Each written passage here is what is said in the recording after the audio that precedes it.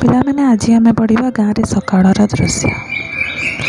ତ ମୋ ବହିରେ ଏଇ ଛବି ଅଛି। ତ ଗାଁରେ ସକାଳର ଦୃଶ୍ୟ ଅତି ସୁନ୍ଦର ଅଟେ। ସୂର୍ଯ୍ୟ ଉଦୟ ହେବା ପରେ ହିଁ ଗାଁରେ କଅଁଳିଆ ଖରା ପଡ଼ିଥାଏ।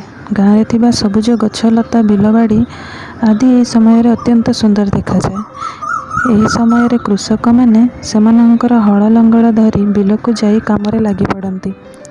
ଛୋଟ ପିଲାମାନେ ମଧ୍ୟ ଏହି ସମୟରେ ଗାଁ ଦାଣ୍ଡରେ ଖେଳକୁଦ କରିଥାନ୍ତି।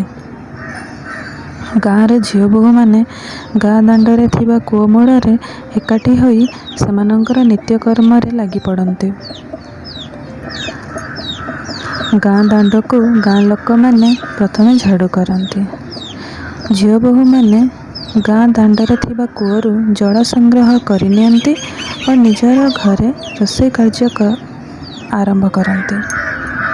ଛୋଟ ପିଲାମାନେ ନିଜର ନିତ୍ୟକର୍ମ ସାରି ବହି ବସ୍ତାନି ଧରି ବିଦ୍ୟାଳୟକୁ ପାଠ ପଢ଼ିବାକୁ ଯାଆନ୍ତି। ଗାଁରେ ଥିବା ଚଉରା ମୂଳେ ଗାଧୋଇ ସାରି ଝିଅ ବୋହୂମାନେ ପୂଜା କରୁଥିବାର ଦୃଶ୍ୟ ମଧ୍ୟ ଦେଖିବାକୁ ମିଳିଥାଏ। ଅପରାହ୍ନରେ ଗାଁ ପିଣ୍ଡିରେ ଥିବା ଚଉରା ମୂଳରେ ବୟସ୍କ ଲୋକମାନେ ବସି ବିଶ୍ରାମ ନେଉଥିବାର ଦେଖାଯାଇଥାଏ। ଏହାପରେ ସନ୍ଧ୍ୟାବେଳେ ସୂର୍ଯ୍ୟାସ୍ତ ହୋଇଯାଆନ୍ତି। ସମସ୍ତେ ନିଜ କାର୍ଯ୍ୟକ୍ରମ ସାରି ଘରକୁ ଫେରିଯାଆନ୍ତି।